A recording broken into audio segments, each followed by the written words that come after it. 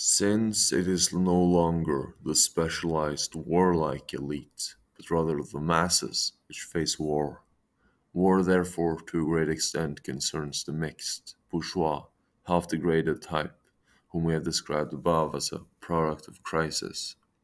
To put such a product of crisis to the test, to impose upon him a fundamental alternative, not theoretical, but in terms of reality and even of life and death. This is the first healthy effect of the fact of war for race. Ignis essentiae, in the terminology of ancient alchemists, the fire which tests, which strips to the essence. He who digs to the roots of the struggle and venerates true fighting spirit, venerates it everywhere, even in the enemy. Therefore, reconciliation after battle should first embrace the men of the front. I write as a warrior. This may not fit today, but why should we warriors not try to meet on our line, on that of manly courage? Greater failures than those of the statesmen, artists, scholars, and the pious, they shall never become us. Do we not often enough squeeze the hands that had just hurled the hand grenade at us, when those behind were still more deeply entangled in the undergrowth of their hatred? Did we not plant crosses on the graves of our enemies? We were still the most decent ones, who every day again reached into the blood. The fight is a way of life from the beginning, and it can be ennobled by chivalry. And with its most powerful manifestation, war, it is like with religions. Mankind prays to many gods. In each god the truth expresses itself in a special form. The real ring was not lost. That is a democratic chatter. As long as there are peculiarities, there will have to be also different rings. And everyone who consciously ran into the buzzing death was driven by something else, but each had its justification. As one respects the faith of everyone, and one may have to fight it, so one should also respect his courage. Hi, I'm Wald, and today we're going to discuss Metaphysics of War by Julius Evola and War as an Inner Experience by Ernst Jünger.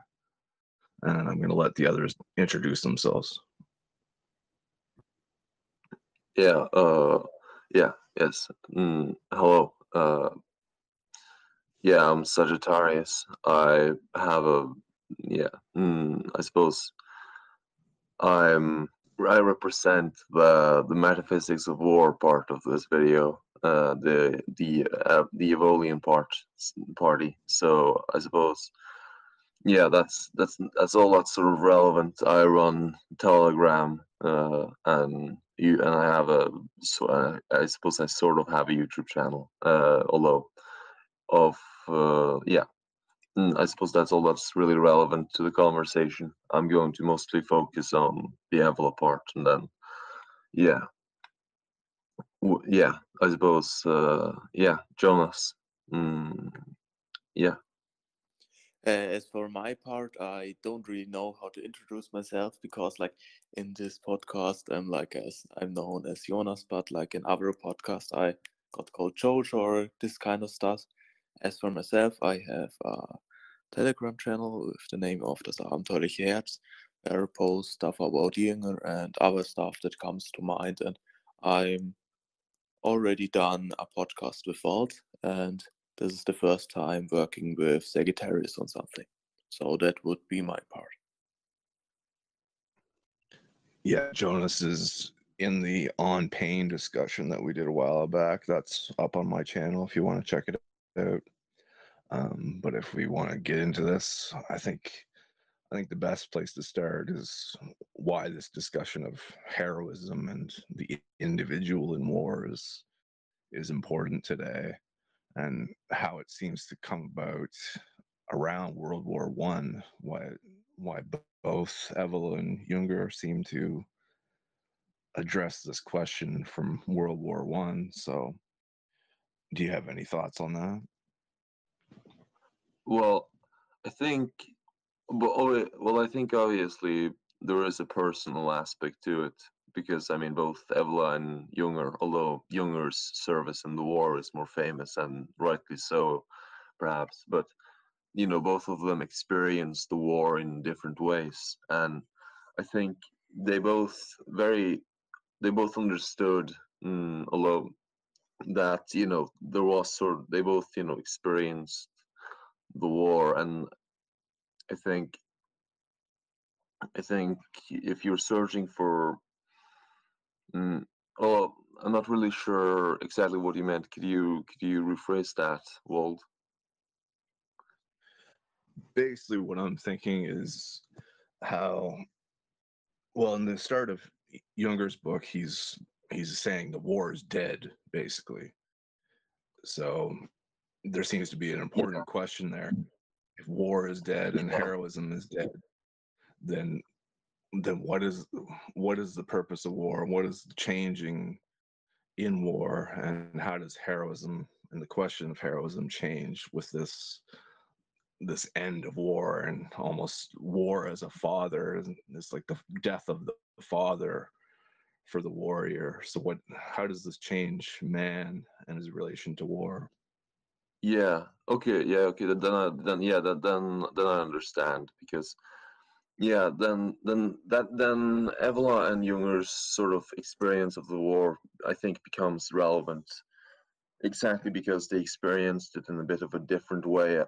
I think fundamentally, although there's also similarities, but for as you pointed out, yeah, Evola's view at least differs from Junger's here, because it doesn't really seem, at least from Metaphysics of War, it doesn't really seem like Evola would agree with that assessment. He sort of seems to think that it has more with sort of the perspective we have on war, I suppose, rather than I don't think, and this may be, to be, to take like a critical view, we might say that this sort of optimism that Evola has about war, if we dare describe it as optimism, which perhaps is correct, but whatever, correct or incorrect, but yeah, Evola doesn't seem to think that war is dead, as he seems to think that it has merely been sort of put to sleep by the perspectives of those who fight the war, and that it is much more about those. It's much more about the perspective of those fighting the war than the anything so, I suppose, radical as the death of war. So I guess what I'm trying to say is that in Evola's view, war isn't dead. It's just slum. I suppose as war as the father is just, the father isn't so much dead as the father is sleeping, because his sons are themselves sort of in this. They don't have they don't know how to wake him, so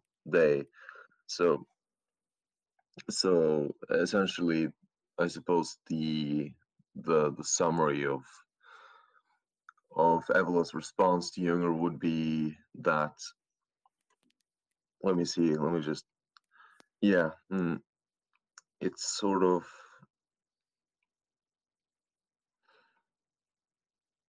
just let me go through my notes real quick.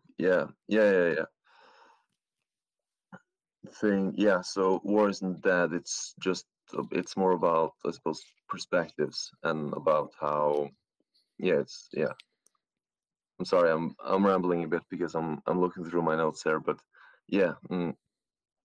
it seems to be that Evola just has this view of war as being determined by those who fight it, ultimately.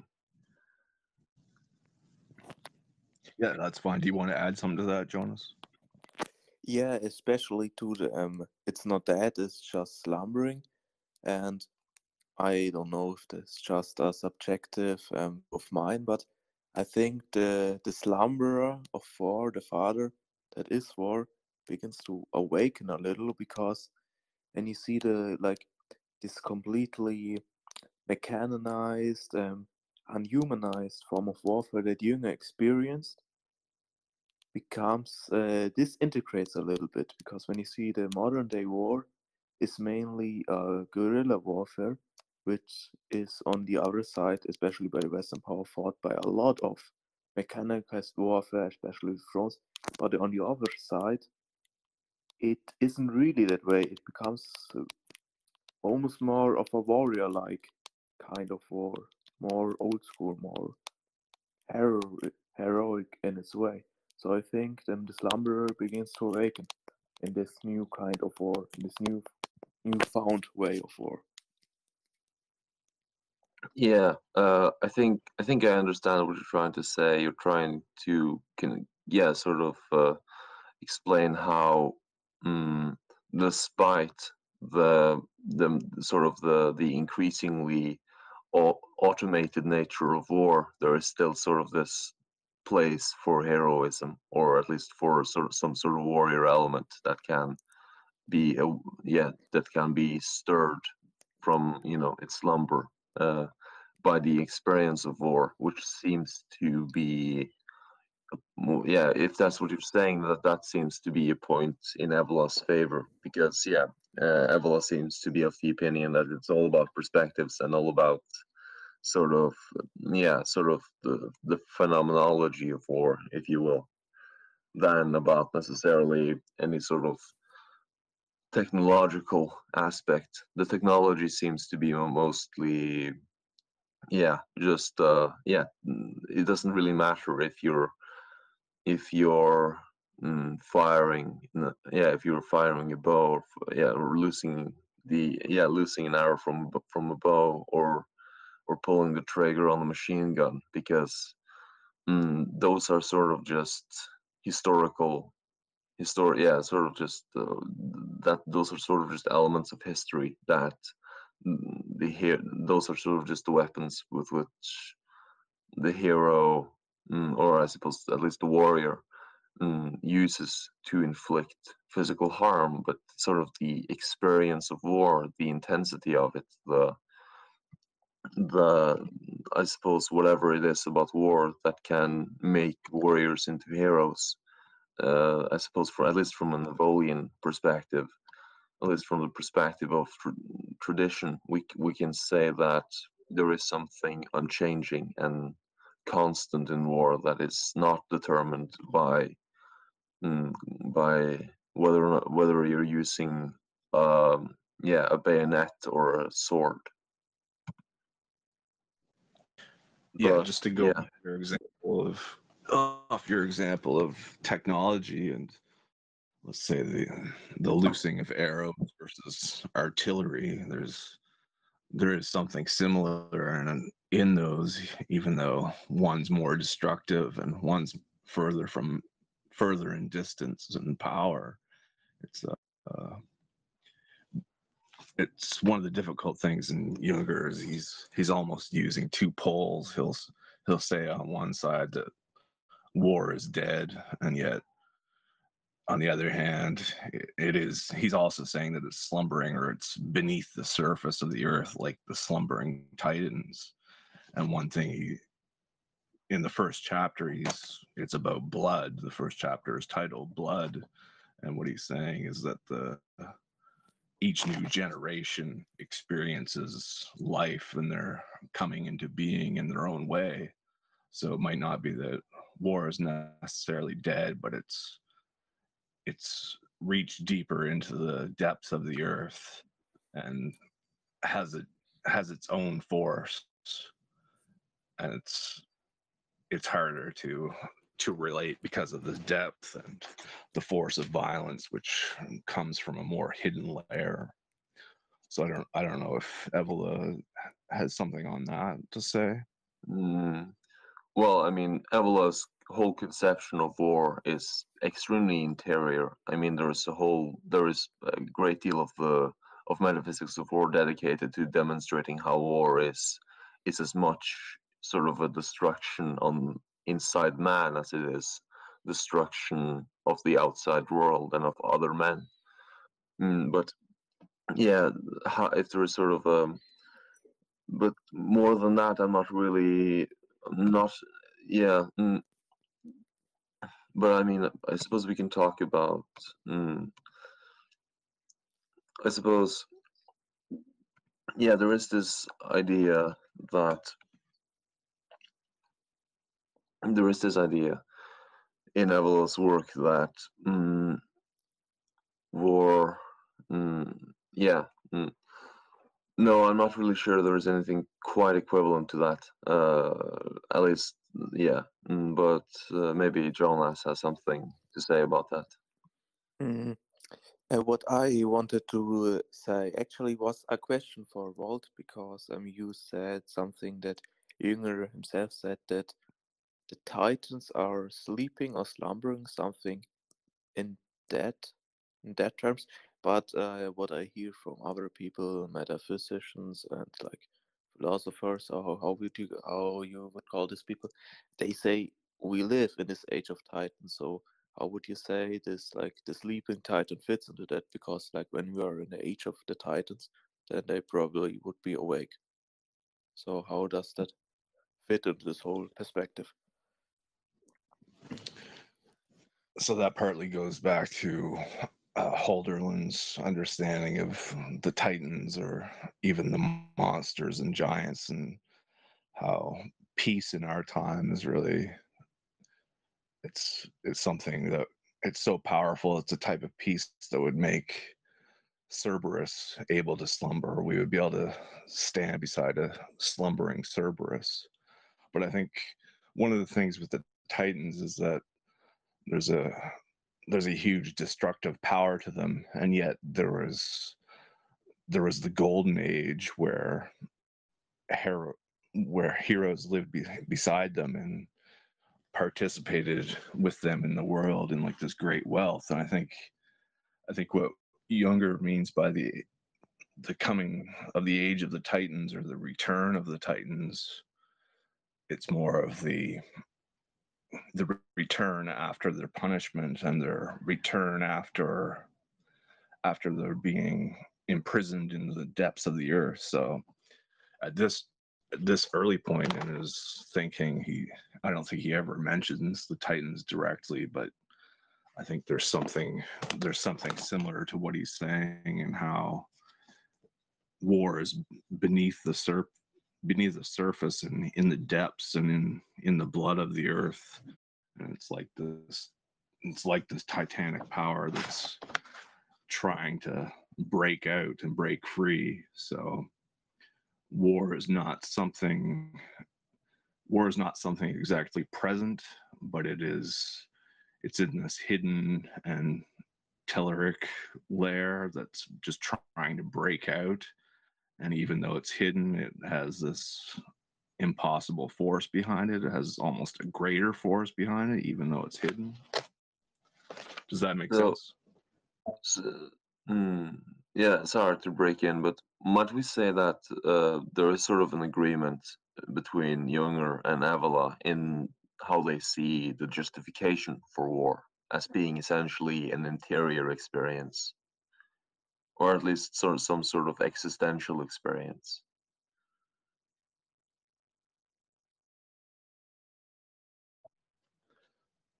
Well, I'll answer as best I can on that. I think what I'd mentioned about what is it, Gestalt, and how Gestalt differs for German thinking from what we usually think of as form. It is more interior, and it's like the metamorphosis. I can't pronounce that. The metamorphosis of man, and this internal force that changes him and brings him to being. So I think there has to be some similarity in that. Yeah, And the idea. So you're talking. So I assume. Um, yeah, or yeah. So that's a really interesting formulation of sort of a metamorphosis of man and sort of this interior experience that brings you to being. I think that's a very good way of describing, I suppose, the event of heroism, if you will, of being brought to being. I think that's a very apt description of what might be occurring in the moment in which the warrior succeeds in living as a hero. It is being brought to being. I think that might be a very good. Maybe I misunderstood you somehow, but yeah, I would have to agree with that way of phrasing it. Yeah. Yeah, and sorry, I just sort of assumed that yeah, I make the assumption that Evola does, that war is fundamentally justified by heroism, and there is no other real justification for a war other than heroism. It is all about, again, it's all about the perspectives again with Evola in this work, where it's all about how we perceive heroism and how heroism is sort of conceived of, in sort of a sort of a phenomenology of war and the experience of heroism. Yeah, I think one of the interesting things he says, what Jünger says, is how it's actually shocking how powerful these men and young boys who would sometimes they'd be fumbling with their gear or struggling with some aspect of getting used to the trenches, but in the moment of charging forward, it's just they're ready to fight, and all of that novice or newbie aspect of being in war that disappears, and they themselves become heroic, and they have this blood in them of being able to sacrifice themselves or become what they truly are for the nation, which is, I've heard the same thing said from other authors too. It's amazing where heroism comes from. It comes from these at times anonymous men who you wouldn't expect it from them. That's an interesting formulation. I think Evola would protest very strongly against the identification of the anonymous the with heroism, because obviously Evola is greatly invested in everything personal, and he sort of seems to think that the event of the I suppose not the event, but rather the conception of the idea of cannon fodder, of the anonymous soldier, of the faceless soldier, the identityless soldier, is a step towards eliminating true heroism, because it denies, I suppose, the soldier a life on the battlefield. But again, perhaps I'm misunderstanding what Jung is intending to say there, because definitely, again, towards the end of Metaphysics of War, Evola goes over this sort of tripartite idea of heroism, where it goes from being beyond the individual's experience to being below the individual's experience. It goes from being super personal to being sub-personal. Yeah, just on that, I guess if you look at the Iliad and how the heroes respond in that, one of the highest aspects or one of the highest parts in that is all the major heroes become wounded, and they don't participate directly in one of the great battles. They're behind the major forces, the mass of the men, and they're basically just directing this force, and they're there for encouragement. So it's like a lot of this mass of men is basically anonymous, or they do have a name in that age because of the heroism and having this mass where all the names of families are repeated and shared in poetry, but there's this heroic aspect behind them that is pushing them forward. And I think that's part of the triary as well, as in Roman times. It was the last aspect of war, the last line of the warriors. They're the best, but they often weren't the ones fighting the most. They're like the last line of defense who help push forward the main mass of the warriors. So I think with that, it's not that the anonymous is necessarily heroic in the individual sense, but it's as if they're being pushed forward by this heroism that's being created by the major leaders, and the real heroic men is like they give power over the territory. They give dominion through their heroism. Yeah, sort of like I suppose, sort of like an invocation, or like these great men. They sort of bring spirit into onto the battlefield. Yeah, have I understood that correctly? Sort of, yeah, sort of these great heroes. These triari. They sort of bring this animating spirit into the fight that sort of enables heroism to take place. Is that, have I understood that correctly? Yes, that's one aspect of it. Another is that they truly are like an anonymous force. You could say it's if you look at the mythic ages, Hesiod's mythic ages, you have the gold and the silver, the bronze, the heroic, and the iron. And I think you could say which corresponds to which corresponds to sort of the heroic age is sort of the the heroic age is sort of the attempt at reestablishing the golden age, but which inevitably and tragically leads into the age of iron.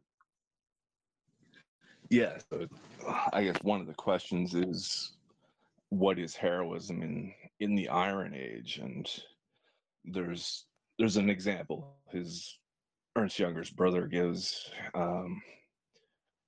of the Battle of Marathon, and the anonymous hero that just shows up, and he's faceless and nameless, but he's one of the great figures who changes the course of the battle. And one of the influences on Léon Bleu, he's a French author who was a big influence on Jünger. He talks about a similar thing, just this anonymous aspect of a warrior who's not part of a great military force, but he comes in and is just this huge titanic figure who can change the course of battle through his power. And it's not heroism as an individual sense, or as a aspect of becoming, but it's almost just this mystical or mysterious force that overwhelms from the point of fate. I hope that makes sense. Yeah. I think I understand what you mean, but I think maybe we should move on to sort of, I suppose, one of the important questions as to what heroism actually is. You know, what it actually is, and how Evola and Jünger differ on the question of what heroism is. Because I think we should do that.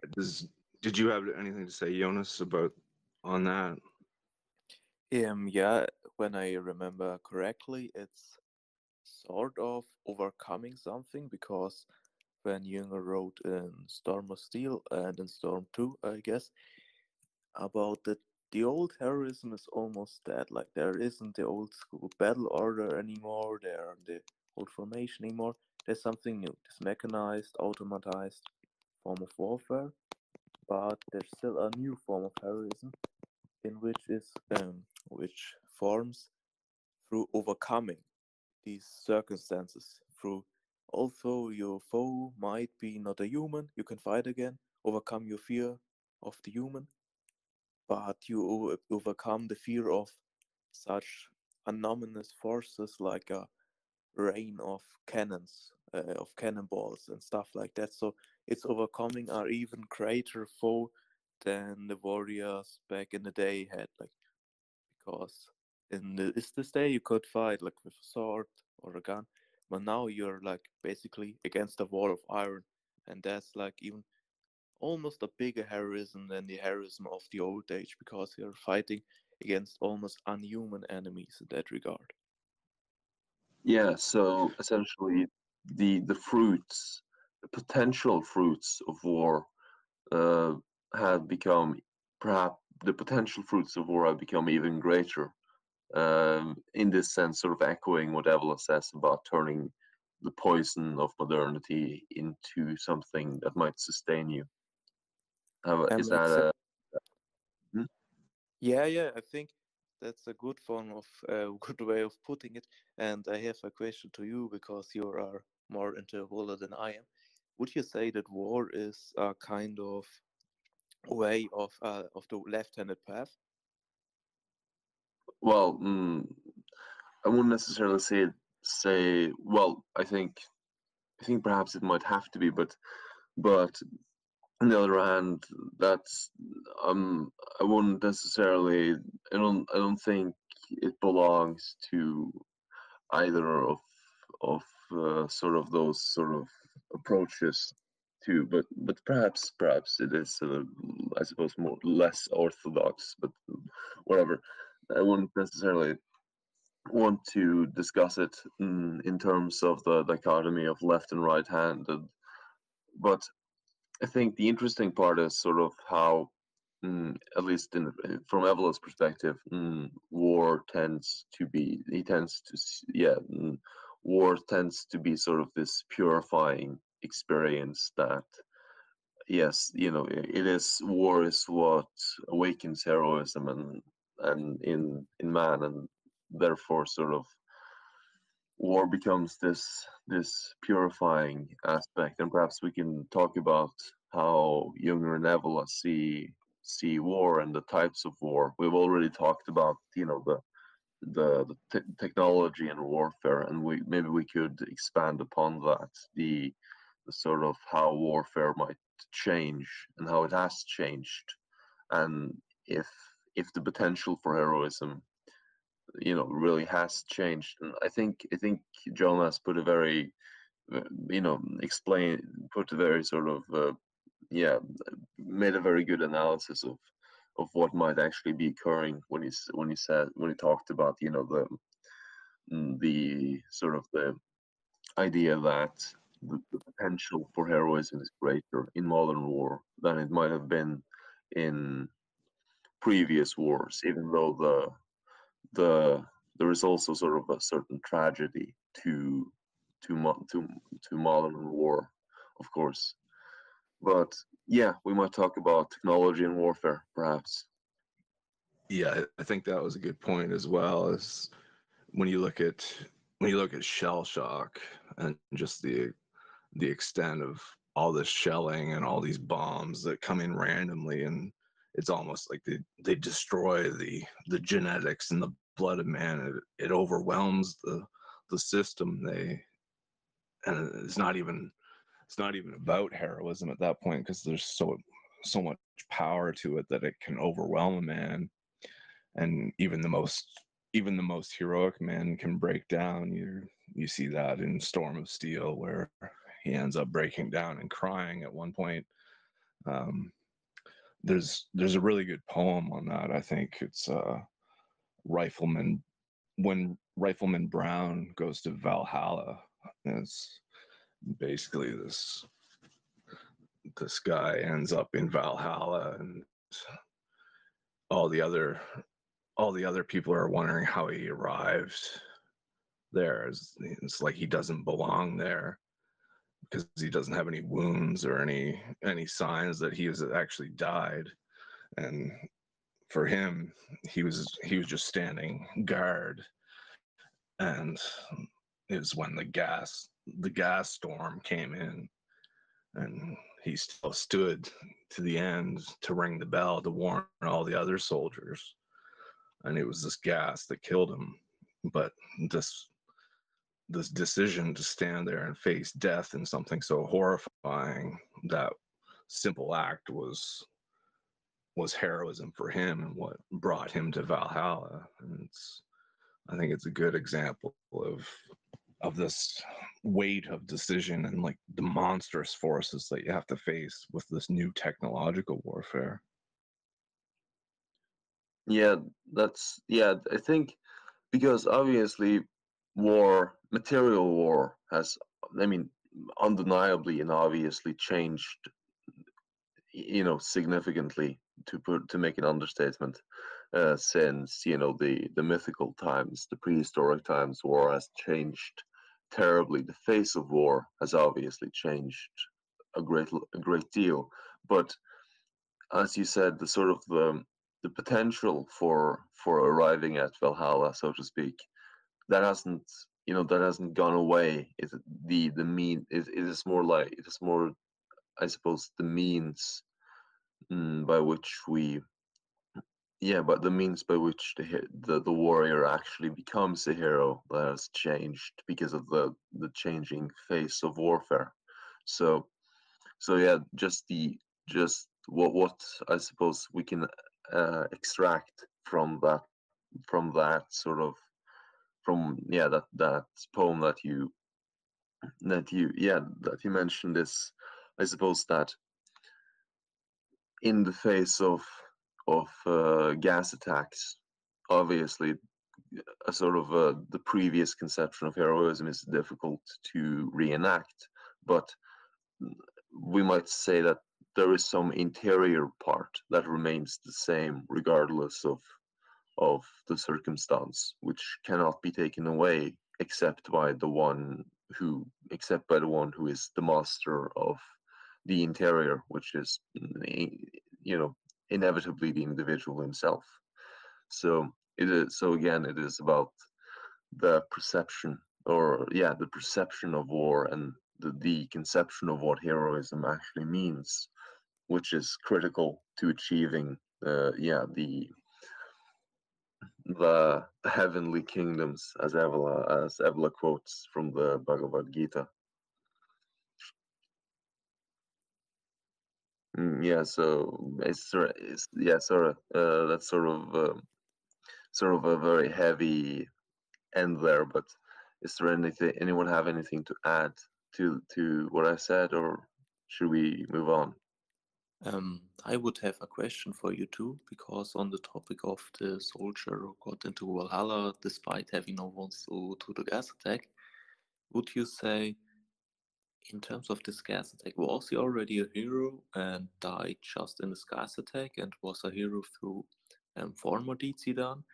Or is there like even heroism in such attacks like gas attacks? Because even if I honor like a sacrifice because he died, I kinda, I don't want to say a reluctance to call it a heroic act, because for me heroism has always a sense of action, and this dying per the gas attack is purely passive. And do you think it's like not really a heroic act, or is already like the accepting his fate already a heroic act? Like, what's your point on this? Well, maybe Wald wants to give an input, but I'll give my input first, and I suppose that there is sort of an act, the man who dies in the gas attack, I suppose, at least in this case, as Wald sort of hinted at, although perhaps I might maybe misunderstanding something, but yeah, it seems to me that there was sort of an act on the part of the of the soldier in question to engage with death, to face it, and to sort of, and the fact that he actively, although in a mostly interior sense, faced his end in, yeah, in I suppose what we might say in inner, at least from an inner perspective, in an active way, might have enabled him to live as a hero in the last moments of his life, as his lungs give out. Although, yeah, do you have any thoughts on what Joe said? Yeah, I think that's one of the most difficult aspects of it. It's one of the hardest questions to answer, because you look at some of the heroes and they're making these grave decisions on how to, I guess, Odysseus, he's traveling halfway around the world and facing all these gods and monsters, and uh, in the Iliad, you have Achilles, who's going against every other hero, and he's having to decide between abandoning the war and having a long life, and just facing his death and becoming an eternal hero, being remembered forever, being one of the most important men of all time. So there's this huge weight of decision on these men, whereas the man who faces the gas attack doesn't on the surface seem to have as much active power to it. It's a much more simple decision, or a decision that doesn't seem to carry as much weight. But then I think the heroic aspect of it comes with this monstrous or gigantic or even primordial force that's confronting him. Like, it's hard for us to imagine how terrifying that actually is, because the gas attack was outlawed by basically everyone, and even in World War II, they wanted to prevent any of these gas attacks from ever happening again. So just the simple decision to stand there, and I think the key thing is that he, instead of putting on his gas mask right away, he runs for the bell right away, because putting on his gas mask, that simple act of a worker soldier, that would put his fellow soldiers at risk. It's a small decision, but it's a very important one. So I think it's not heroism as we think of it in Homeric literature, but it is a type of heroism for the Iron Age and the last men. Yeah, and I think it's interesting that you mentioned the last man, because obviously that is a very Nietzschean idea. The hero. So, although I don't necessarily think Evola would agree with the idea of heroism of the last man, because again, to Evola, everything is very sort of interior in the sense, and very sort of perspective based. It's all about the he talks about how what the concept and the view of war and heroism has undergone this his infamous term involutionary, the involutionary process in Western history, in which the sacred form of war has been succeeded by monarchical or warrior states, and then we proceed into capitalist oligarchy or bourgeois states of war, and then we arrive finally at the I suppose what would be the equivalent of the last war of the last man, which would be sort of collectivized and proletarian wars. But then as Evola says, this process of the involutionary process or the involutionary conception of conceptions of war is paralleled by transitions from one type of civilization to another, from one fundamental meaning of life to another. In each phase, every concept, every principle, every institution assumes a different meaning, reflecting the worldview of the predominant caste, and by caste that just means nature, which is I just quoted something from Metaphysics of War, which I think succinctly sort of explains Evola's idea of war and of sort of the conception of heroism and sort of the idea that there is a phenomenology of war. Yeah, so is there on this or I would like to pick up from another topic we spoke earlier about, especially about the anonymous soldier, and you said that it isn't like Evola would have wanted it because it's like more on the personal level. Got I that right from you?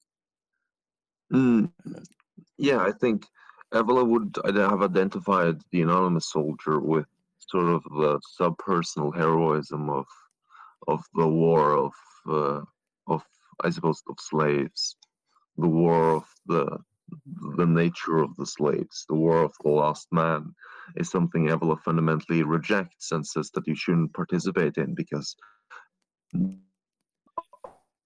that would sort of imply that you are among the character of the lost men, which again that would sort of imply that you yourself sort of again Evola is very very insistent on the fact that if you belong to this nature, then you should be participating in everything sort of proper to that nature, including war, meaning Evola sort of rejects the idea that there is such a thing as a I suppose Evola wouldn't agree with the fact that the lost man can have any heroism at all, but rather that the lost man must I suppose revolt against, or I suppose rather there must be something else other than the lost man, because if there is only the lost man, then you're left with the inevitability that of and I suppose the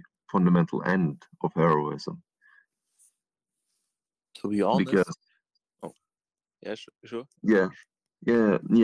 Sorry to continue, but I suppose in more concrete terms, Evola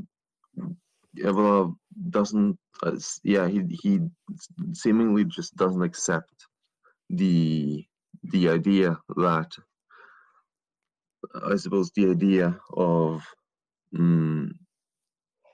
what the proposal of the heroism of the lost man, because again in the lost man Evola essentially identifies the slaves and the element of the subpersonal, which he fundamentally sees as something nefarious and almost evil in the sense of sort of of something ignorant of anything actually higher and proper.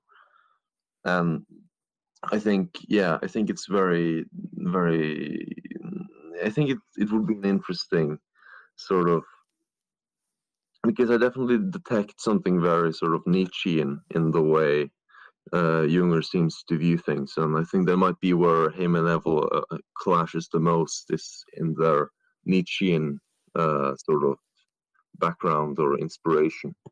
because Evola definitely does not like the elements that Jünger likes in Nietzsche. Well, yeah, sorry, I was a bit rambly, but yeah, yeah, perhaps perhaps I hope I answered your question, Joe.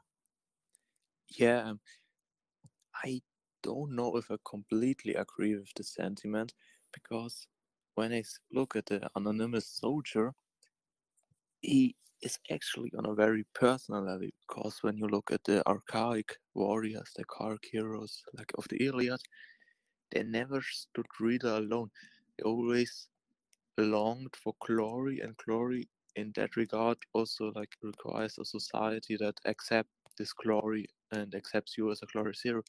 While the anonymous soldier really stands alone. His heroism is really just a heroism not bound to any societal standard, but is literally just a personal overcoming, and personal overcoming is basically heroism. And so it's, even in my opinion, a more personal heroism than like the heroism of the Iliad, because it's really just focused on the individual who does the overcoming. It's not bound by any societal standard. It's literally just you who does the heroism.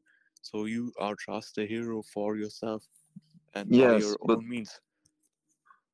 yeah, the problem with that again is that that is sort of the Nietzschean mistake of man alone against himself, mm, which is sort of, yeah, and that is what Evola calls the doctrine of the possessed, where man stands alone against himself, and sort of he overcomes himself for through himself. Although again, that is sort of a paradox, which just ends up, creating neither free men nor freedmen, but rather, the demonic.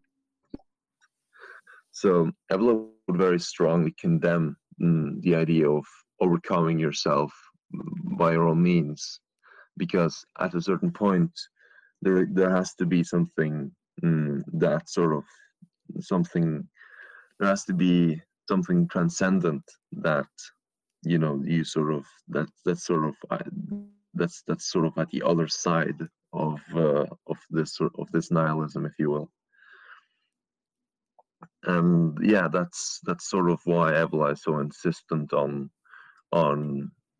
sort of the rejection of the anonymous soldier, is because to him there has to be something at the other side of that overcoming, and the anonymous soldier can't really do that because of, again, of how Evola sees the idea that you the idea of this whole sort of web of connections and conceptions and ideas, and the sort of idea of civilization determining how war is fought, and the means by which and the sort of the means by which heroism is established, which is increasingly secularized until we arrive at sort of a very subpersonal form of heroism, which in Evola's view is sort of the point at which heroism is basically dead and doesn't occur anymore. Something I always refer to in this discussion of heroism and the conflict of being or becoming, I always look to one of the major scenes in the Iliad with Diomedes, and where he charges forward and ends up fighting with Ares and Aphrodite. He wounds both of them. And in this scene, it's like the ocean is charging forth. This mass of soldiers is going against the other side as an ocean, and just overwhelms them. But afterwards, when he's asked about it, he says, I have no wish to fight with the gods," which is, to me, that's a striking contrast to anything we see in romantic conceptions of war, and I guess a Nietzschean idea of becoming, and this idea that heroism is any sort of becoming in the world. It's almost as if being is something much greater, and one has this he has this humility towards heroism, and heroism is almost something that it's a fate that overwhelms him, and he's not willing his own activity in his heroism. He's one with it, and this is a greater force. And I think that's actually one of the criticisms that Jünger and his brother have of Nietzsche. Is this desire and will is actually a weakness. And when you look at the great heroes and the great monarchs and leaders, there's often there's a lack of will. Yeah, like they don't Alexander the Great, sort of. Yeah, sorry to interject, but yeah, for we might point to Alexander the Great's sort of insistence upon divine justifications, or the Romans' infamous focus on the idea of casus belli and so on. There's almost sort of this insistence in war and for the celestial heroes on this sort of on having sort of the tacit approval of the gods, even if you have to fight against them in sort of an allegorical sense, at least. Yeah, one of the definitions that Jünger uses in courage, he says that it is to become equal to fate. So it's almost like this aspect of fate, or a crisis overwhelms the state and overwhelms the hero, and he's only responding to it. He's finding his own territory that was already there. It was already a question of his fate and was always going to be asked. I think that's an aspect of Alexander as well. And like you say, it's something that confronted him, and you see that in the Gordian knot. It's like there's no rationality or will behind it. It's just we're not going to solve the Gordian knot. We're just going to cut through it, and then we'll deal with the insane consequences as they happen. Yeah, it's the cutting of the Gordian knot is in its own way sort of the establishment of order, if you will. It is sort of the clarifying of chaos in its own ways, but that sort of will get us into a whole different discussion. And I think we should move on to the to one of the other questions that we sort of might we sort of might have an interest in, is the idea of, I think we might have touched on it, but I think we should sort of formalize it. So yeah, is it possible for material warfare to completely overcome the spiritual? Do you think there will be sort of an end to heroism with the secularized soldier? Which is the soldier, the worker soldier, or the bourgeois man, for in Evola's term.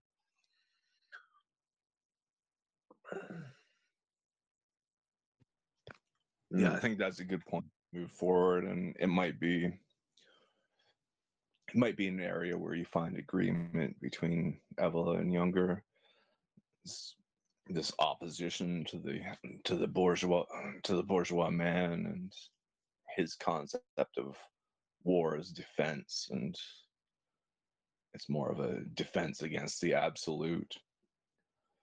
Yeah, And I it's more of guess a defense against the, it's the defense of the nation's borders rather than any kind of war for its own sake, or any kind of vision of army as life or army as the world, but rather, it just becomes about war as defense, as you say, as defense of home and hearth, of I suppose we might call it sort of a nationalist war, if you will, a war for the nation, rather than a war for the warrior.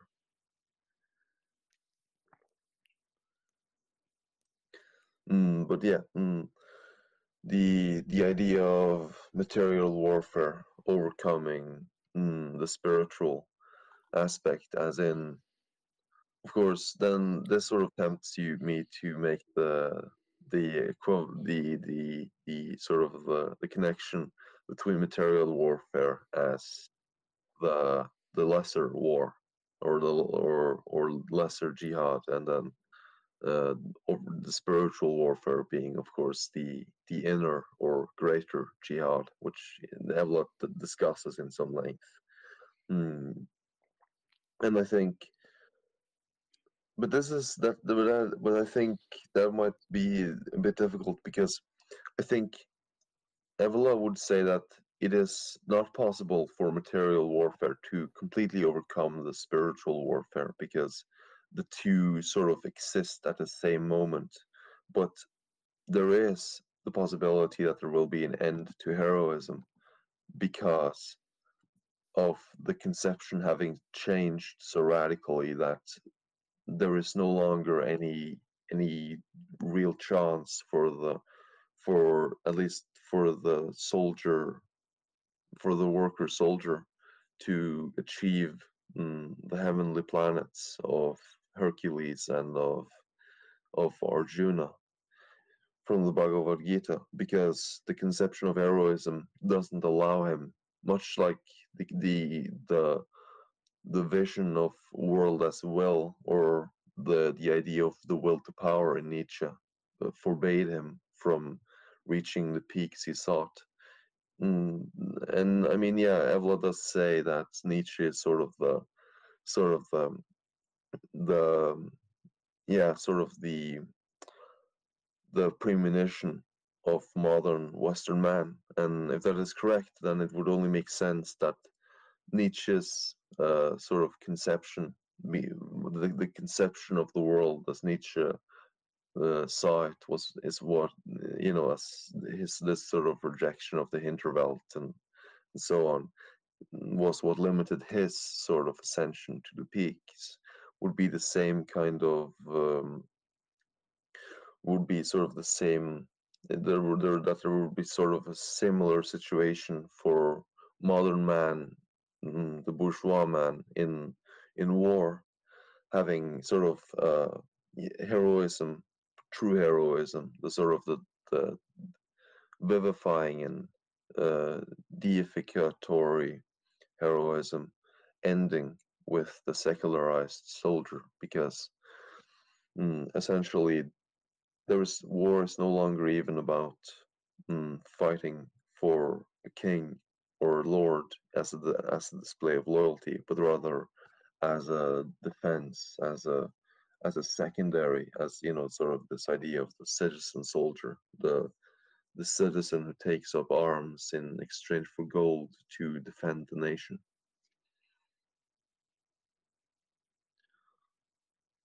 But yeah, perhaps, yeah, I might have gone on a bit of a rant, but do you have any thoughts on that, Joe or Walt?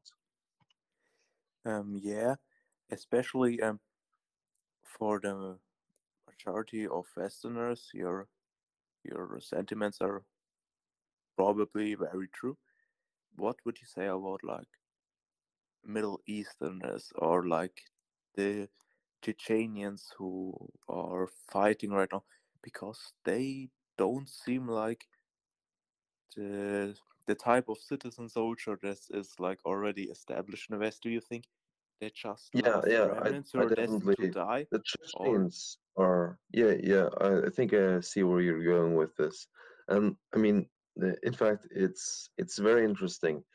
The Chechen soldiers who are going to, the war in Ukraine to fight, they seem to be going there almost as a display of loyalty, which would be something that's, that is a very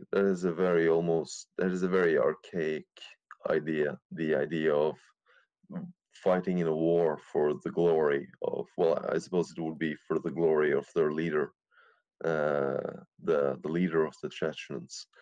And so it's a display of loyalty, of fighting for the glory, or at least of, I suppose we might say they are fighting as much for the glory of Putin, and as a display of loyalty, as they're fighting for a paycheck, which that is an almost sort of yeah, no, that is a very interesting sort of development. The idea that you might have modern soldiers going to war not for a paycheck, but for, as a display of, as an act of loyalty to some particular individual.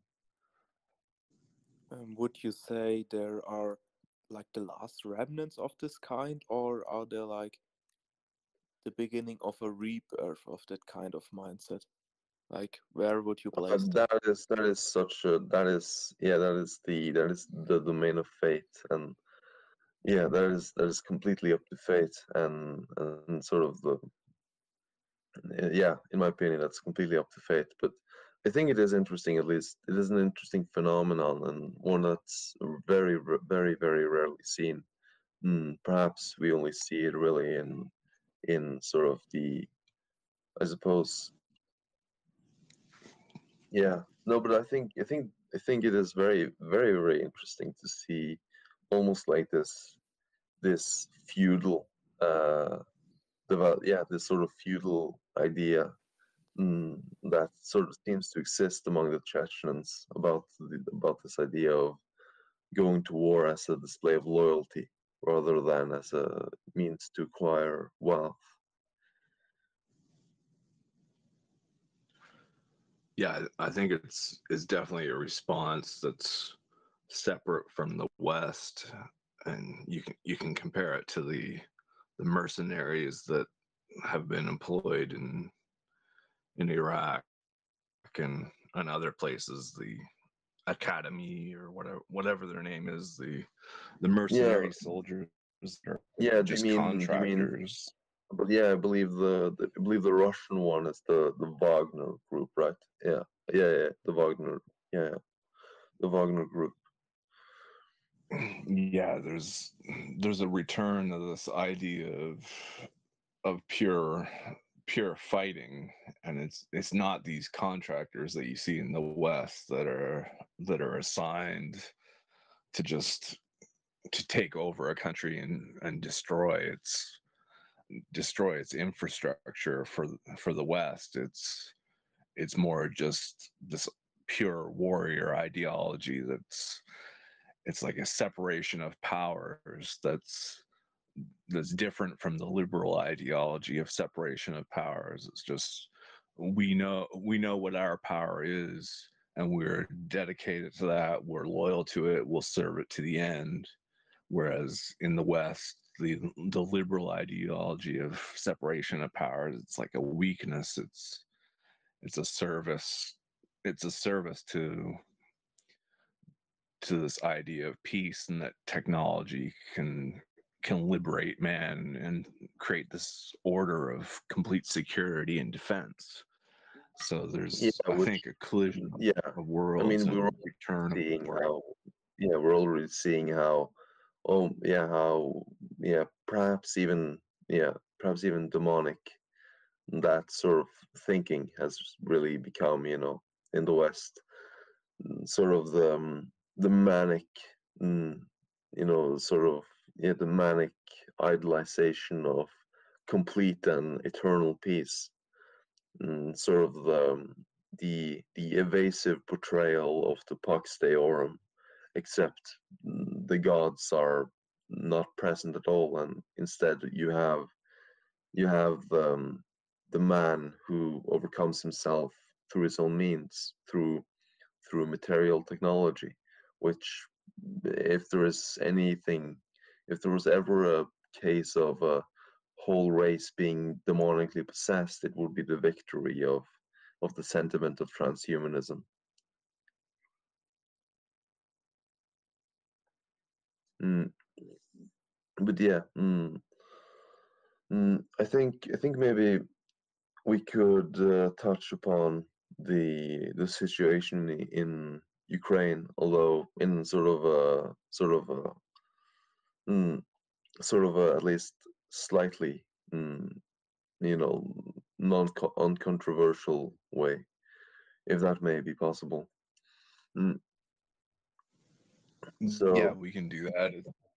It's a pretty heavy topic, and it's it's almost the complete opposite of what we see in Evola and Junger's writings, because they're focused on the inner battle and the individual soldiers and how they fight and how they fight towards heroism, and all the all the discussion around Ukraine seems to be this idea of geopolitics and who do we ideologically support, and yeah, this exactly. seems set I think from war. I think the best. Yeah, sorry to keep interrupting you, but I think the best outcome of this war would be if we started, at least, if we started focusing on the individual soldiers on the ground. But then again, that might be a bit difficult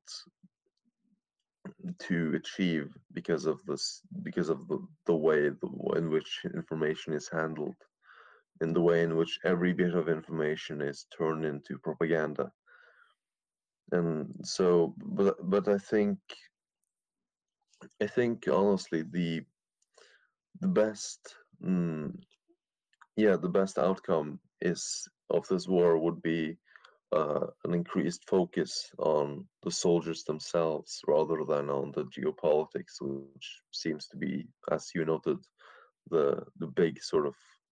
I mean, perhaps the only really interesting part or development in this war has been the establishment of the Ukrainian foreign legion, which that is something. If it becomes a really big thing, then that might be something that backfires tremendously on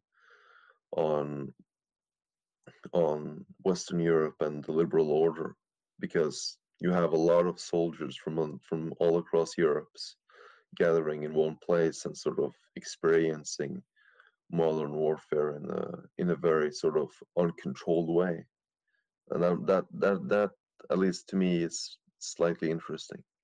Like the politics of the whole situation aside, the idea that you have such a gathering of volunteers in one place experiencing war in a very direct and active way, that might be that might be something to keep an eye on.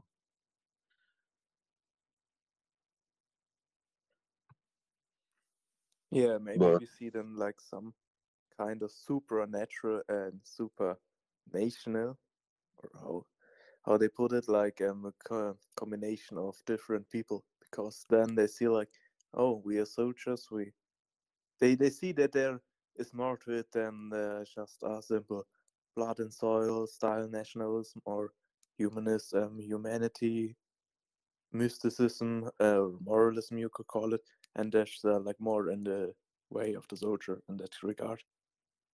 yeah, because the motivation for most of the people who join the Ukrainian Foreign Legion seems to be entirely based on either some kind of humanitarian ideals or, yeah, as you said, some kind of blood and soil nationalism. But again, it is interesting. Mm, it is interesting nonetheless to see the sort of the phenomenon, which hasn't really been a thing since since the I suppose since let's see, I suppose since before the Second World War with the Freikorps.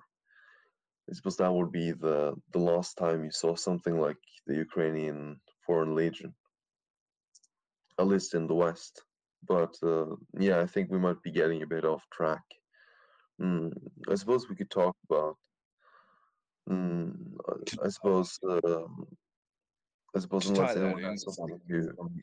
from Younger, to tie that into something from Younger, you could look how he was growing up in this bourgeois age and was looking for this youthful and invigorating experience. This doesn't seem to be the case in the Ukraine situation. It's more of this bourgeois defense and this idea that peace can be procured at all costs and that we'll sacrifice everything for peace. On one side you have these soldiers who returned from the wars in Iraq and Afghanistan. They're wanting to go to the front.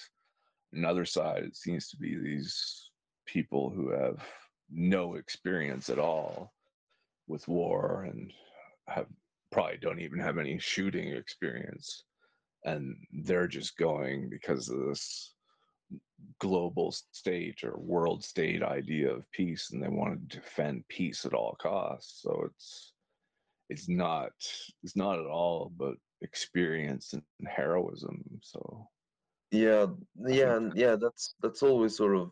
Mm, yeah, I definitely agree with you on that topic. There doesn't really seem to be the correct sort of, I suppose, the correct uh, I suppose, the correct perspective for any kind of heroism to really take place in something with something like the Ukrainian Foreign Legion. Although it could still, I suppose, offer the opportunity to someone with the correct perspectives. But then again, that is such a hopeful and optimistic, almost romantic idea that it's best to perhaps not delve too much into it and instead move on, because I think the most interesting development, which seems to be almost like which seems to be not exactly the focal point of the conflict, is the phenomenon of the Chechen fighters and the sort of the the occurrence of something so futile as war for the sake of loyalty, for the sake of the display of loyalty and of fighting for the glory of a single individual rather than for this idea of the defense of the homeland or the defense of world peace or whatever. I think that might be the Chechen fighters might be the most interesting aspect of the war, but perhaps unless Jonas or Wald would like to say something more, I think we could move on to, I suppose, mm, I suppose I suppose we could move on to the idea of war and strength, unless there was mm, any comments. Mhm. Maybe to like put put an ending word to like the thing about Ukraine. I think except like for the Chechen fighter or some guys from the Wagner group, the results of the war will stay on a purely material plane, and every sign of heroism or felt heroism in certain soldiers will be not much more than a pure side effect. So the hope for maybe even a reawakening of some kind of heroic spirit is way too optimistic. So most stuff will stay on a purely material plane. if you like the outcome, it doesn't really matter in a sense of in a spiritual sense, because like I said, it only will shift geopolitical forces which you might like or might not like. But heroism, just a side effect of this whole war. Yeah, just to comment on that, I think you can look at the two sides of it, and on the one side, you have the Russians. They seem to be controlling information. They don't allow their soldiers to have their cell phones and record footage. There's been a few releases of footage where it's very official and there's hardly even any fighting going on. Whereas the other side, the Ukrainian side, is very much based on propaganda and developing even these lies of heroism that are it's crafted towards the West, and this idea of the simple soldier defending his homeland, and these outguns, the uh, the underdog fighting against the world power. It's specifically crafted to that, and then there's even an aspect of it where they're making fun of the Russian soldiers as being these really low types of inhuman beings, and there's even a nihilistic aspect to it. So I think there is that aspect of this social media material warfare that's happening. So there's a division now between two worlds, and I think at least on the Russian side, there's a possibility of a return to the old idea of the warrior and the the soldier who fights for law and something higher than just the nation state and the weakened idea of peace and territory. Like it seems to me that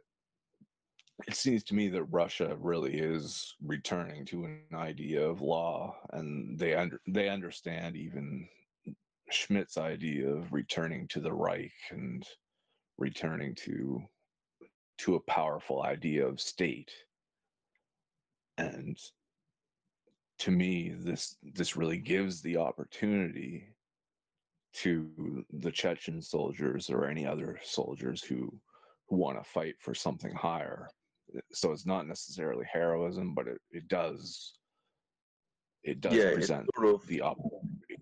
yeah, it's like Evola commended, the government of his own time, for exactly for sort of taking the first step in the right direction since, well, in Evola's view, since the Middle Ages, right? The idea of giving you something to fight for, that isn't, the just like that isn't, giving you something to fight for in an active way, instead of just in the sense of defending defending the home, but rather defending some sort of principle that might be superior to just defense, but rather also might justify attack. Mm, and to sort of, in a sense, might serve as a justification for a kind of war that isn't at all based on bourgeois or or secular ideals, but might actually be a kind of sacred war. And I think also it's quite telling just how modern the Ukrainians especially are in their conception, when you have the sort of the sort of the irony, the sort of the nihilistic irony of the Ukrainian soldiers, like covering their ammunition in pig fat, just because they're going to be fighting Muslim soldiers, as sort of a just like a desecration, an act of desecration for the sake of it, for the sake of the sort of the it's sort of a statement of irony, of just like I suppose, infantile and sort of nihilistic irony. But yeah, I think perhaps we should move on to the topic of war and strength, the idea of the effects of rather big aspects of war, the aspect of death on the conception of war, and how, war and the idea of, I suppose, yeah, we might call it war and race. We might sort of deal with that topic for a while. So yeah, Joe and Wald, do you have any sort of thoughts on on sort of the topic of war and strength when it comes to Junger and Evola?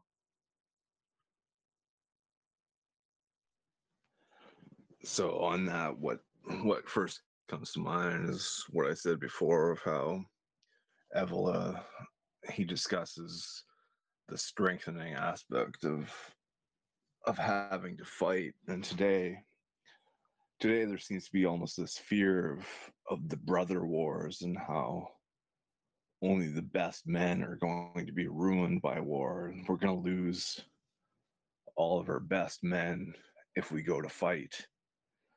But this doesn't seem to be what Evola is saying. He seems to be saying that there's a risk involved, and there's, I guess, a theological or spiritual aspect to the war that will strengthen men. It's not a purely biological weakening. If the men die, there's a sacrifice involved. Yeah, and he seems to, and there seems to be this sort of fear of the fire of war, the fear of the fact that that perhaps not all of the men who go to war will pass through the fire, mm, and the fact that those who pass through the fire will have been burnt. Of course, this is sort of, again, indicative of just how bourgeois the modern mentality has become. Because, as Evelyn tries to point out to us, the fear of fire is something so devoid of sort of the personal and of any kind of active living, because essentially to pass through the fire that tests and burns, that is that is sort of that is something that is worth going through anything to experience, because it will essentially strip you to the essence of what you are. War separates you from, I believe Evelyn says that something like war separates the heroes from the cowards, and it sort of has this purifying effect on the men who experience it. And if you die, that is either an expression of your status as a hero or your status as a coward, depending entirely on the way in which you died. But yeah, Evola seems to regard, and when Evola talks about race, he's talking about the race of the soul. So essentially, he's talking about the fact that perhaps biologically there might be a tragedy in war, but on the plane that actually matters, the plane that ironically is entirely interior and in the soul, war has an incredibly positive, has the potential to have an incredibly positive effect on the inner state of man, because by virtue of the fact that it is a very stripping, very sort of purifying experience. At least that is Evola's view. That war might strip you to the essence of who you are as a man, and to strips you to the core, to you know, the things that define you, and might sort of help you mm, reconquer or re-experience, you know, the sort of the who you really are, rather than who you are in, you know, the social and the economic life of bourgeois civilization. And in this way, modern war might sort of serve the purpose of heroism by restoring mm, a certain kind of man, a certain race of the soul, to its proper state, to its sort of wild and powerful state. But yeah, that is sort of the very Evolian perspective on the topic of war and race. But perhaps you have some thoughts on it, Walt. Yeah, that brings to mind two things where you say the wildness. There's this image that Jünger gives in the idea of the trench and just confronting death as well, and just this constant image of corpses and death that surrounds the territory. It makes me think of this importance of the image of the hunter and the hero, but now in this territory, it's not that the hero is going into the territory of death or confronting a heroic death. It's almost like this territory is confronting him. It overwhelms him, so he has to meet this image of the hunter within this dead world, which is very strange, because the first, when you look at Greek mythology, at least, it's the hunter who is the first of the heroes. He's something that is even higher than the idea of the war hero. He's like the grandfather of all heroes, and he, in Orion, he's this giant who can fight all beasts, and he can travel the world and confront all beasts. So it's like, what is happening here, where you're fighting on this territory of hell and death, this underworld territory. What is heroism when the underworld has taken over our world and our dominion?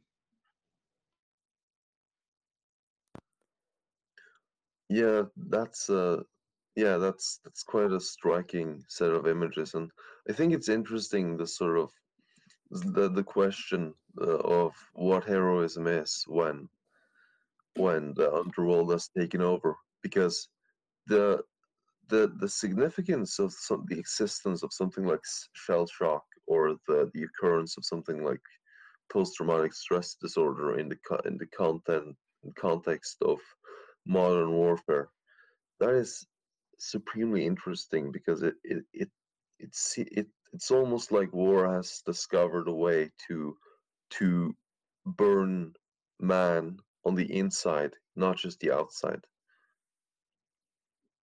And of course, this might appear like a tragedy, but then again, but that in fact, I think that can actually be that is actually indicative of something very healthy, because and as we said, you know, the fact that war has changed in the way it has, it might actually provide greater fruits than it did in another age, because of the sheer sort of wild sort of, yeah, the sheer amount of forces at play, the sheer amount of just fire mm, coursing through the landscape, both physically and as it is experienced in the soul of man. It might sort of serve to be, you know, an extreme, to sort of serve to be to sort of inform a state of extreme purification, in which purification isn't just potential; it is constant and ever present. But obviously, such an extremely purifying state also is extremely discriminatory, and thus you end up with either dead men or men who are completely broken, or men who are who have, thanks to their superior sort of conception of war and heroism, have overcome. Because, and just personally, I've always had this sort of the sense that there is much more about that these things are much more about perception than they are about, or rather about concepts and about sort of orientation than they are about necessarily purely just the facts, if you will, of the experience, but rather the orientation you have to work with the experience. But yeah, that might be a bit off track again. Mm, but yeah, is there any? Yeah, Joe? Do you have any further thoughts on the topic of war and strength, or? Yeah, it would be like elaboration on the stuff we said earlier, that like the form of heroism is like even harder or even greater in the obstacles of modern warfare. And there I would say something to Walt's stuff he said about the hunter, and I think maybe we see a return of this heroic hunter, because back then they fought against beasts of fury beasts, of blood of flesh. But nowadays, when you look at modern warfare, it's basically man against beast too. Just the beast of the modern day is made out of metal and oil, but it's nonetheless a beast again. So maybe we see even a return of the hunter and of even greater heroism.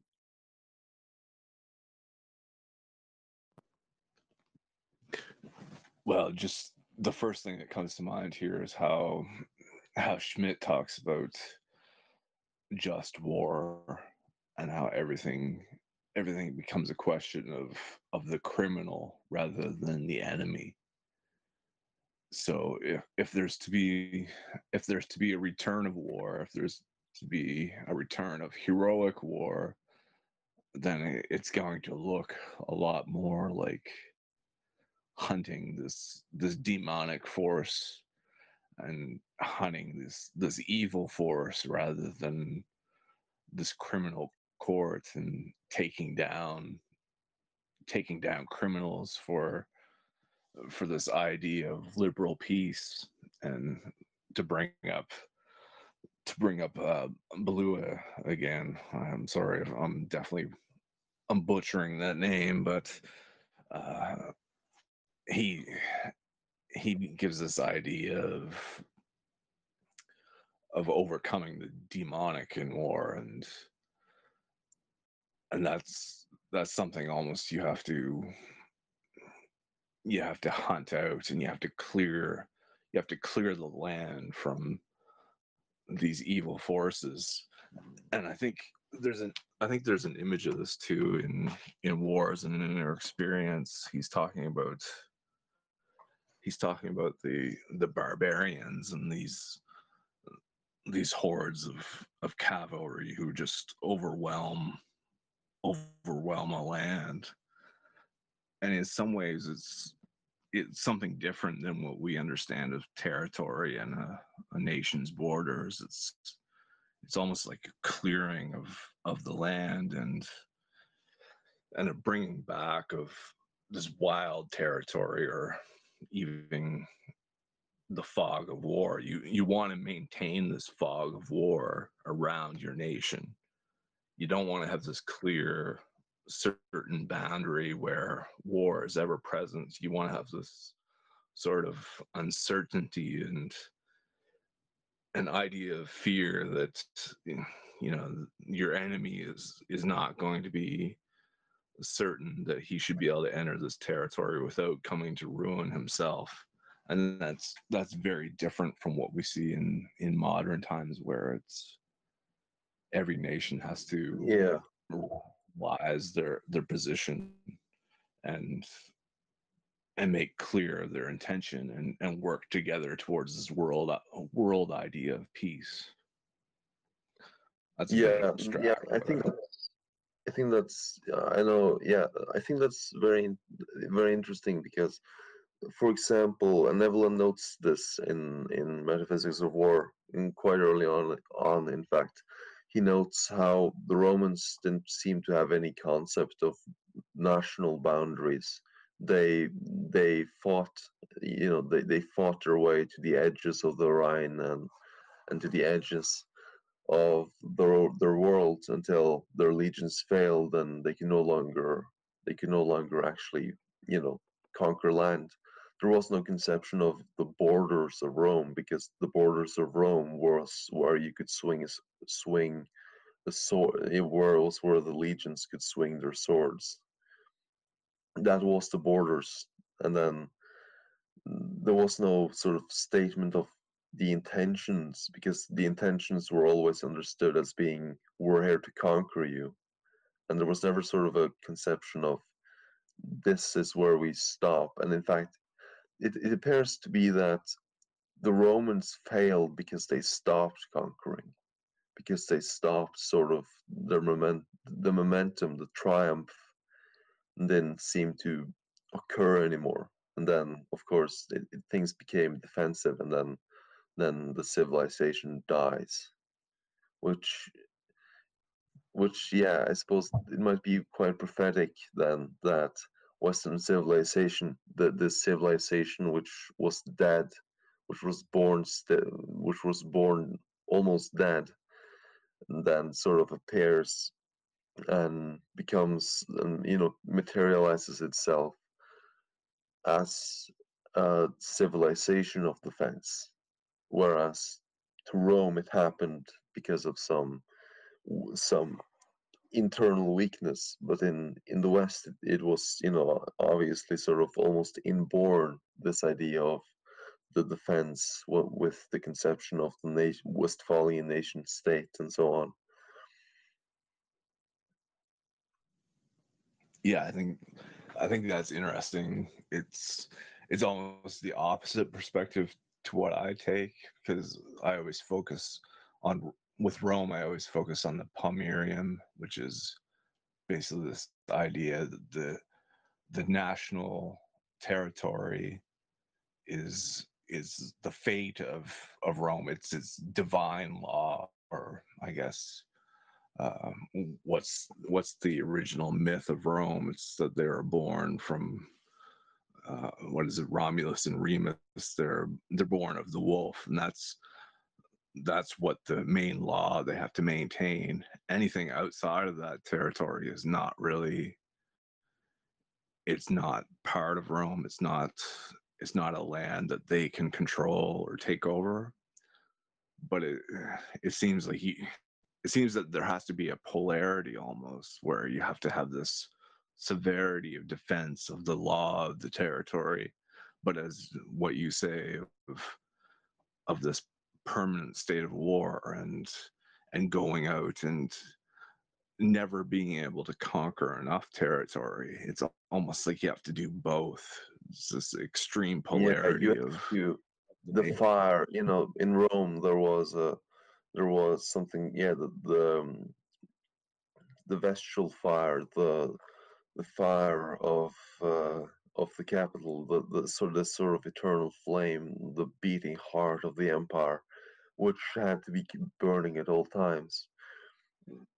And yeah, that was sort of the conception of the of, I suppose, yeah, the law, if you will, but then of sort of the idea of this thing that is worthy of defense. But then there is also the idea that you cannot have you cannot place a boundary to that defense, because that would be like negating the defense, if you will, negating your own ability to defend that boundary, or to defend that sort of sort of position, that sort of fixed position, which is why, which is part of, I suppose, what justified fighting in the beginning, is not the defense of anything, but rather,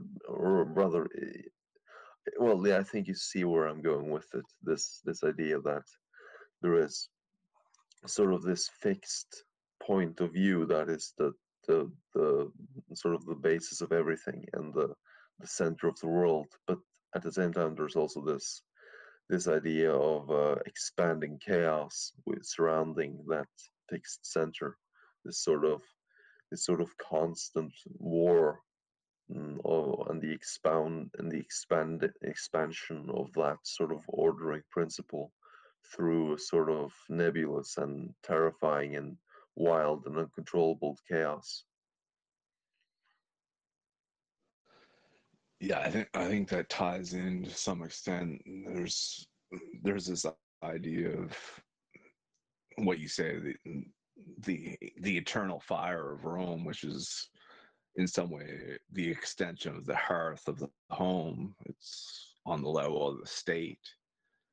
So here it's you have to defend. Like there was fire the priesthood of Rome. of the fire was entirely feminine. You know, they were virgin women between the ages of, I think, 16 and 26 or something. Yeah. Yeah, that's an interesting thing, and it probably separates from Christianity and the priests who are generally men. So it's in some way in military matters, the men have to leave the state and have trust that it's strong enough without them. So there would have to be this divine power that is protected even when they're not there. And if they go too far, if they spread out too far in the empire, then the home territory, the fire of the state can be weakened and be susceptible to raids by barbarians and being taken over by barbarians. Yeah, sort of like that myth that Evola recounts so often about the king of the woods who constantly has to be on guard lest his power and his woman be taken away from him.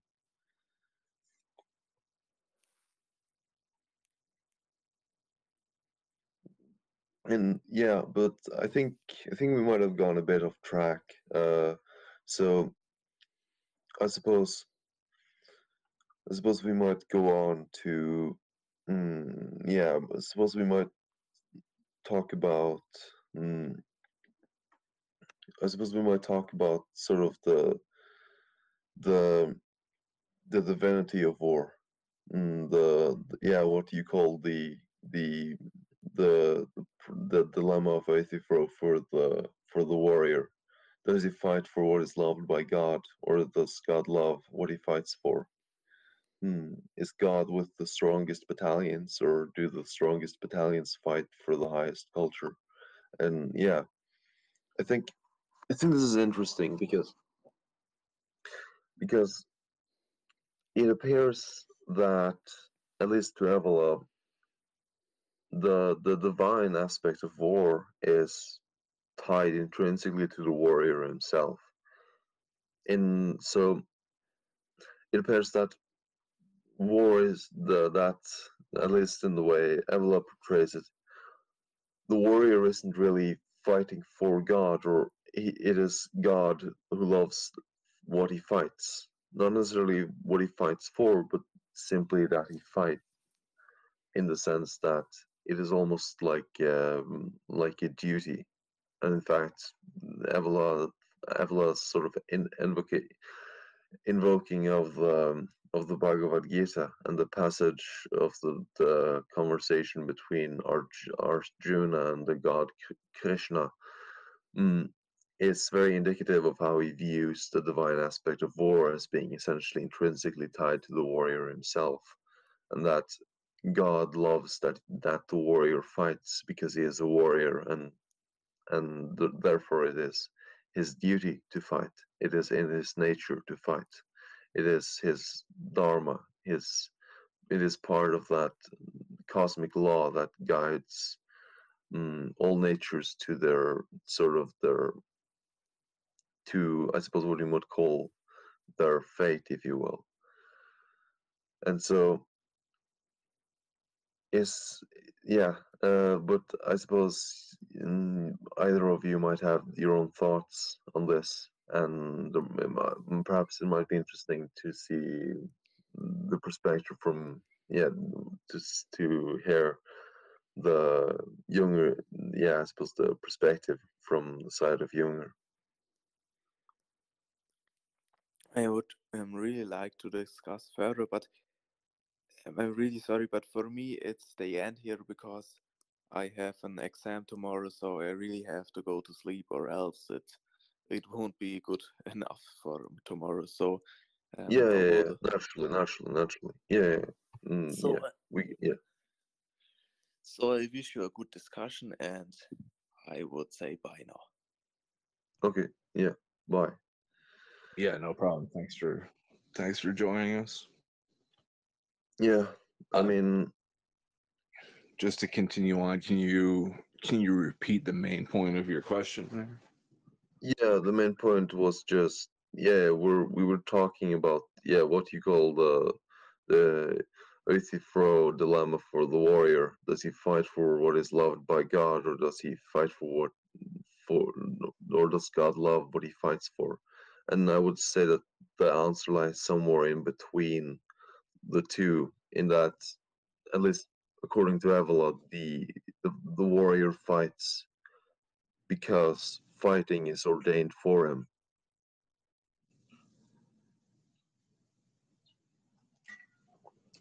Yeah, it's a weird question in that way, because there's some elements that the warrior has no place outside of his own domain, but within that domain he's incredibly powerful. Like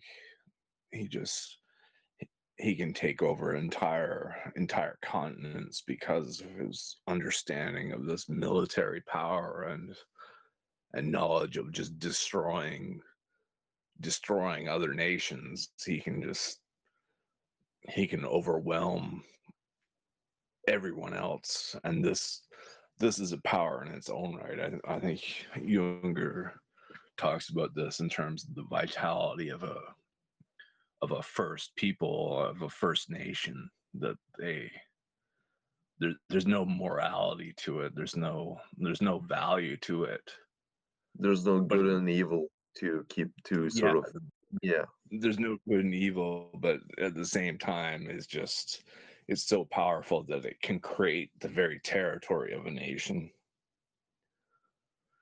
Yeah, and I assume there's also this aspect of that sort of, rather than the good and the evil, there is sort of some idea of I suppose some more virile perception of the same sort of ordering principle that isn't subject to such a crude and ultimately defensive and bourgeois attitude as the idea of good and evil, but perhaps some other ordering principle, like I suppose in Evola's view that would be the idea of war for its own sake, and heroism, and life according to death.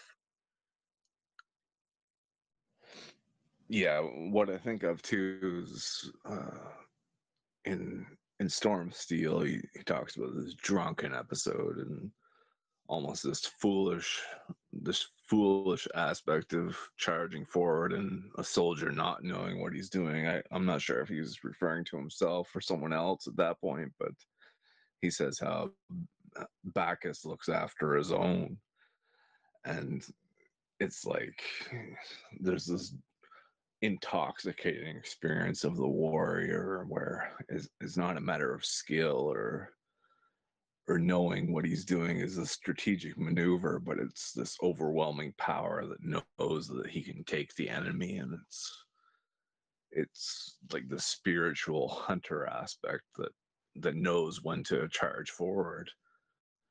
I think he speaks of this in another book where he's talking about this ritual of the barbarians and the Vikings who they have their ritual beforehand. They drink their wine and have their ceremonies, and then they get on their horses, and from then on it's just complete silence. It's just the noise of their Absolute horses and action. noise of swords and axes. And other than that, they don't even have to communicate with one another. It's just pure power. Yeah, it's this state of like of absolute action, I assume.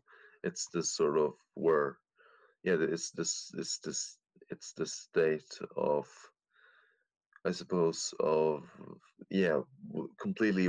I suppose it is fitting that, the fitting of this idea of the Valkyries, as because of course, as we know, sort of the one of the defining aspects. If you've read the poem by Rudyard Kipling, the female of the species, he sort of identifies the the feminine aspect as something that's sort of endowed by is with this sort of unthinking, unquestioning, active sort of, and yeah, the fact that the warriors are sort of not, as Evola notes, the Valkyries are sort of just transcendental parts of the warriors. The state you might be describing might be compared to sort of a possession by the the Valkyrian spirit, if you will, this sort of state of absolute action where there is no, or at least on that, yeah, where the hero is, he don't no longer questions anything. He no longer asks for anything other than to fight, because fighting is his life, fighting is his law, fighting is what is proper to him in his very nature, and anything else is sort of a distraction, an evasion, a secondary part. That's, yeah. So it's sort of this state of realizing the his own nature. Yeah, one of the notes I have is war is the hunting party of the dead. I think that's similar to the wild hunt and this idea of Yeah, this just great force of the dead that's coming forward and going against the current judgment of a state or the current judgment of a city, and it's reintegrating. It's not it's not as we see a constitutional force. It's like this earth force of of how an of how a state and a society orders itself. It's a primordial and mysterious force. It's extremely destructive, which is completely opposite to how we see the liberal order, and how it's a contract and this peace that we all decide upon and have represent us. yeah. Whereas in the, I suppose, what Evelyn would call the traditional world, peace is mandated by the gods, and that's that. There is no contract between. There is a contract, but that contrast is exclusive between a relationship between a specific amount of people and the divine, and that is the only contract that is ever needed, and that is a contract that is, it is exclusive, unique. It is sort of uh, an, a completely unique bestowing of certain privileges and dignities upon upon sort of, yeah, and sort of even such a contrast is extremely volatile and subject to fate, and so on and so on. So it's, yeah, it's very interesting to see sort of the difference between the what Evola calls the world of tradition and the modern world. in the way in which, yeah, this idea of the contract between men rather than the contract between men and the gods.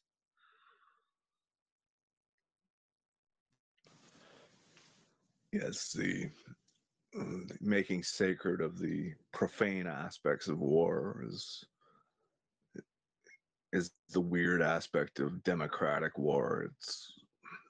Its idea of peace, but at the same time is so much more destructive. And I think I mentioned this before of how Evola discusses this this passivity of the man in democratic societies, the bourgeois man who he has to be forced into war. He has to be roused from his slumber, almost like the peasant man who's so tied to the earth that you can never imagine him as a soldier or warrior, but he has to be he has to be brought into war.